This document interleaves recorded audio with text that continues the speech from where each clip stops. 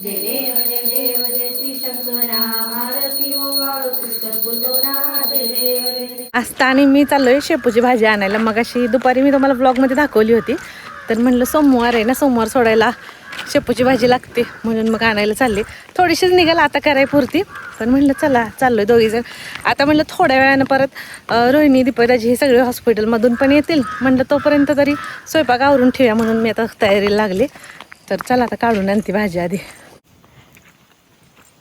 पाऊस पडलाय ना जरा, त्यामुळे वाटणी जरा थोडासा चिखल झालाय. ठेवायचं भाजी. नारळ माझे नाही तसे राहिले, गेले घरात आणि घरातच काम लागलं मला. आणि खरं सांगायचं म्हणलं तर ना, दरवेळी श्रावणात ना तिथं अशी फिक्स भाजी येते आपल्याकडे शेपूची. म्हणजे आपण काही लावलेली नसते, अगोदरच्या बिया पडलेल्या असतात ना, ती बरोबर त्यावेळेस उगवते. त्याच्यामुळे श्रावणातल्या सोमवारी ना आपल्याकडे घरची शेपूची भाजी असते, ती असतेच. चला आता खुडून घेते मी पटपट. खुडून घेतली तर परत आणखीन फुटून येईल ना चांगली.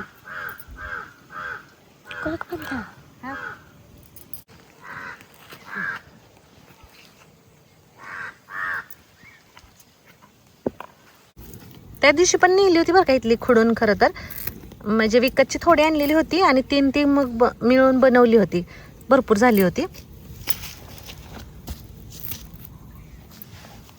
एकदम देशी आहे त्याच्यामुळे ना असं लगेच भाजीचा घमघमाट सुटतो एकदम. असा लय छान आहे ना. हा काय म्हणते, आस्था स्कूलनं आली, आंघोळ केली आणि त्याच्यानंतर ना देवाच्या पाया पडली, सोमवार होता म्हणून. तर बघा कपाळाला कशी बीत वगैरे लावून आली है ना. म्हणते आज काय मम्मा छान छान पूजा केली आहे की नाही. तर चला आता काढून घेऊ का भाजी मी पटपट. हा आता इथं ना आस्ताला ना भाजी काढायची बघा. तर आस्ता पण काढायला लागली इथं. बघू आस्ता. हा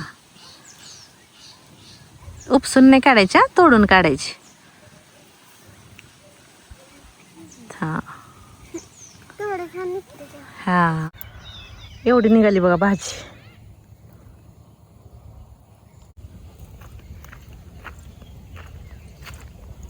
आता संध्याकाळी करायपुरती तर झाली बघा भाजी.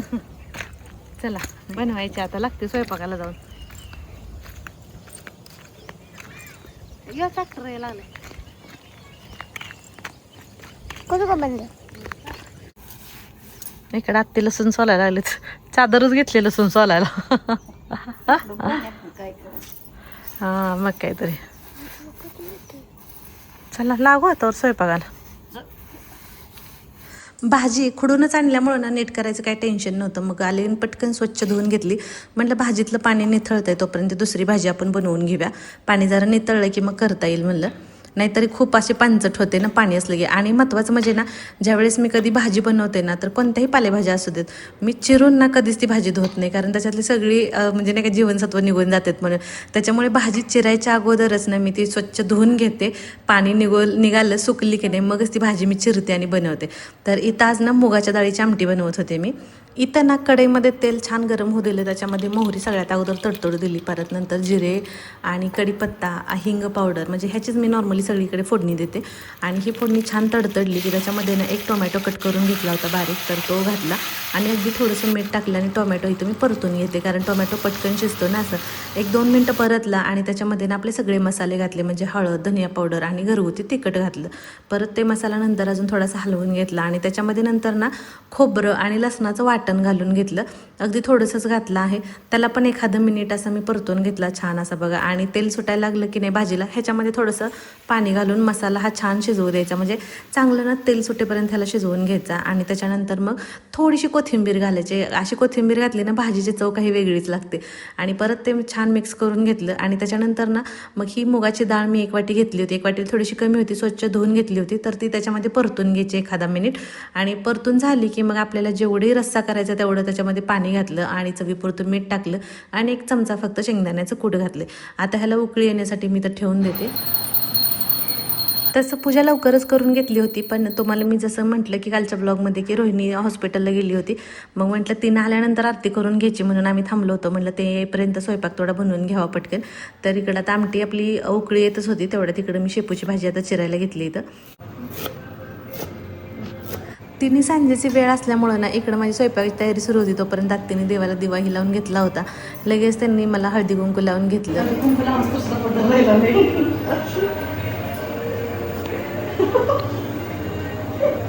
रोहिणी हॉस्पिटलला गेल्यामुळे तिने मला कॉल केला होता की मी लवकरच येते म्हणून. मग त्याच्यानंतर आम्ही दोघीच मिळून सगळं करणार होतो, पण असं झालं की आयुषला आमच्या परत एक सलाईन लावली होती, त्याच्यामुळे मग त्यांना यायला उशीर झाला. म्हणून मग मी परत नंतरनं स्वयंपाक सगळा बनवून घेतला.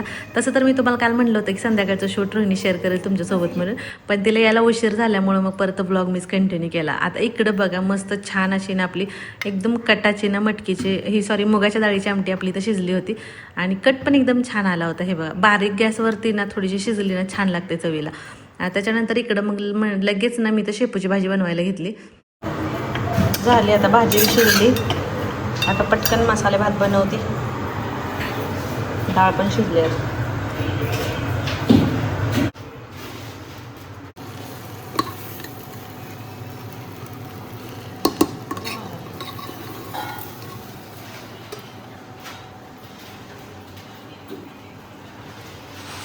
आज तसं तर ना काही मसाले भात वगैरे बनवायचं काय असं प्लॅन नव्हतं, पण म्हटलं आयुषला आता वरण भात तर करावेच लागेल, पण ते मुलं ना असा भात आवडीनं खातात म्हणून खरं तर आज आयुषसाठी केला होता. आणि हे सगळेच हॉस्पिटलमध्ये असल्यामुळं ना मला वाटतं काहीतरी वेगळं करून ठेवायचं, जेणेकरून आलं की नाही पोट भरून जेवण करतील. आणि इथं बघा आलेच तेवढ्यात माझ्या भाकरी सुरू होत्या, तेवढ्यात गाडी आली.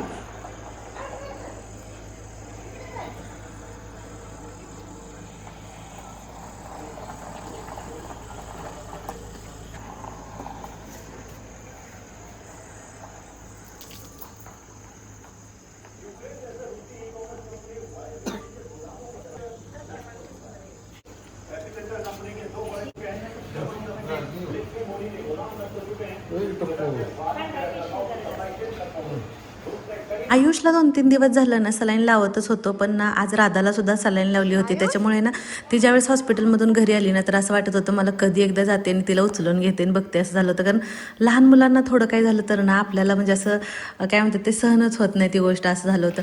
आणि माझंही कायचं तसंच झालं होतं. म्हणलं आता 1-2 भाकरी राहिल्या होत्या, तेवढ्या पटकन आवरावत्या आणि राधाला आधी जवळ घ्यावं असं झालं होतं मला. कारण ना मुलांना बरं नसलं ना तर घरात कुणाचंच कशावरतीच लक्ष लागत नाही. असं वाटतं मुलं व्यवस्थित आहे तर सगळं व्यवस्थित आहे, आणि आमचं सगळ्यांचं तसंच झालं होतं, कोणाचंच लक्ष लागत नव्हतं. आणि इथं आहो ना राख्या घेऊन आले होते तर ते मला दाखवत होते. आज रोहिणीची सुद्धा तब्येत खराब झाली होती आणि हे बघा इथं मला विचारत होते पसंत आहेत का तुला बघ म्हणून. बघ नाही पुन्हा म्हणशील असं ते जाणले तसं जाणले. हां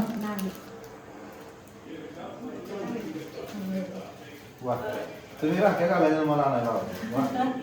आणि रोहिणीला पण असं जागरण पण झालं होतं भरपूर बाळामुळं, आणि आज दिवसभर हॉस्पिटलमध्ये बसून तिथं नाही का असं तिला जास्तच कणकण आल्यासारखी झाली होती, पाक सुकून गेली होती आज ती. तिच्या कपाळाला हळदी कुंकू नाही म्हणून आत्तीने तिला आधी पटकन हळदी कुंकू लावलं, कारण लईच सुकल्यासारखी दिसत होती म्हणून. तर मला म्हणत होती काय मदत करायची आपण दोघी करूया. मी म्हटलं झालं आता 2-3च भाकरी राहिले होतं पटकन करून घेते. आणि इथं काय मग मामा विचारत होते डॉक्टर काय म्हणले वगैरे, इथं मग ह्यांचं डिस्कशन चालू होतं सगळ्यांचं. आणि आस्था बघा लवकरच झोपी गेली होती आज. स्वयंपाक तर झाला होता सगळं आवरून, रोहिणीने देवाला नमस्कार करून घेतला आणि म्हणलं चला आता पटकन ना देवाची आरती करून घेऊया म्हणून.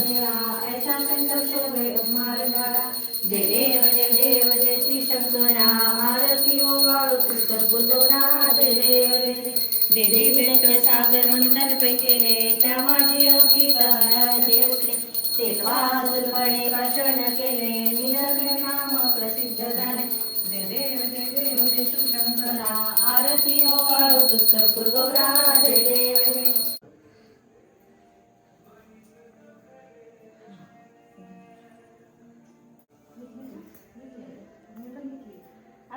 आणि इथं म्हणलं चला आरवला म्हणलं तू पण आता नमस्कारी करून घे देवाला.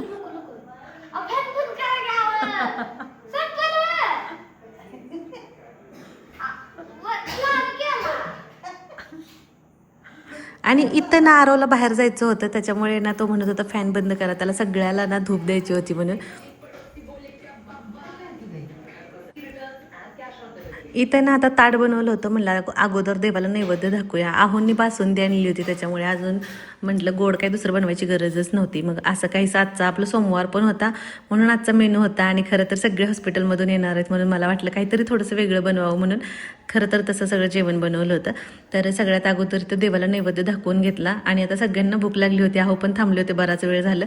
मग मी म्हटलं चला आता बसूया सगळेजण. तोपर्यंत मामांचं दीपकदाजींचं जेवण झालं होतं. आस्था तर ऑलरेडी लवकरच झोपली होती, त्याच्यामुळे आता ती काय उठणार नव्हती परत, माहिती होती ती जेवण करूनच झोपली होती बरं का. म्हणून मग इथं आता आम्ही सगळेजण बसलो. आरवचं पण जेवण वगैरे झालं होतं मुलांचं सगळ्यांचं. आणि मग इथं मस्त असं आता टी व्ही बघत सिरियल बघत आमचं जेवण सुरू होतं. तर चला मग तुम्हाला कसा वाटला आजचा आपला व्लॉग नक्की कमेंट करून सांगा. आणि व्हिडिओ आवडला तर लाईक करा, शेअर करा. अजूनही आपल्या चॅनलला सबस्क्राईब केलं नसेल तर नक्की सबस्क्राईब करा. भेटू परत, बाय.